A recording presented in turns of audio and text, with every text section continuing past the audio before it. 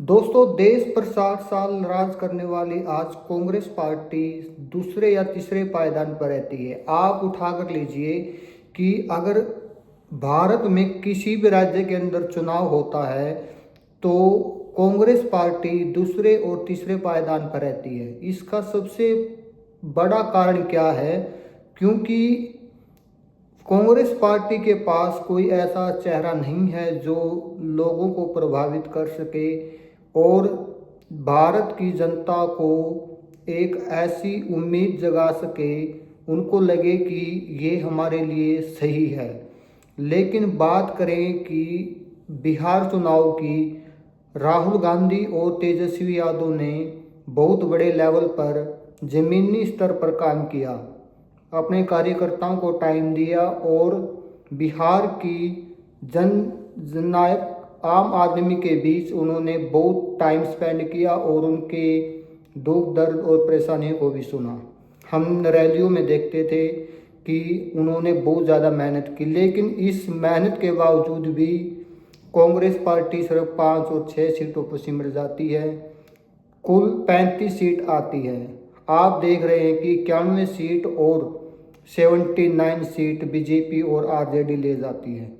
इसके सबसे बड़ा कारण क्या था कि नीतीश कुमार ने बिहार की जनता को एक लाभ, एक प्रलोभन दिया।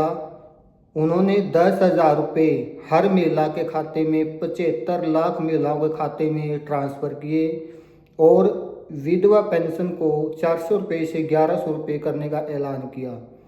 यही देखकर महिलाओं ने बहुत भारी मात्रा में नीतीश कुमार और बीजेपी को वोट दिया।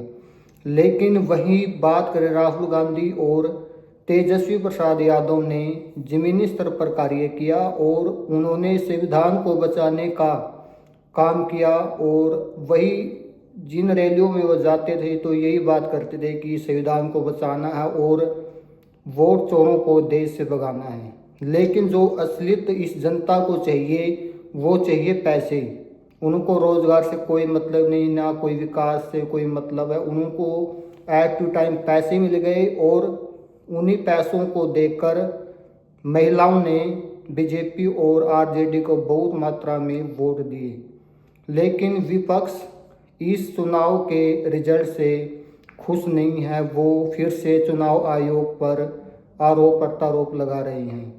लेकिन बात करें बीजेपी के अमित शाह और नरेंद्र मोदी जी की, उन्होंने एक ऐसा प्रोपेगेंडा तैयार किया है। जब भी कोई चुनाव का माहौल होता है तो वो बीजेपी वाले कांग्रेस को ऐसी पार्टी व्यक्त करते हैं लोगों के सामने कि ये एक माओवादी पार्टी बन गई, एक मुस्लिम लीग पार्टी बन गई है।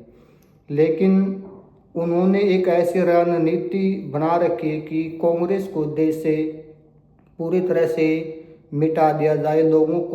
लोगों के दिमाग, जहन और मन से कांग्रेस पार्टी को किसी तरह से निकाल दिया जाए। लोगों को लगे कि किसी टाइम में कांग्रेस पार्टी हुआ करती थी जो 60 साल तक देश पर राज कर गई।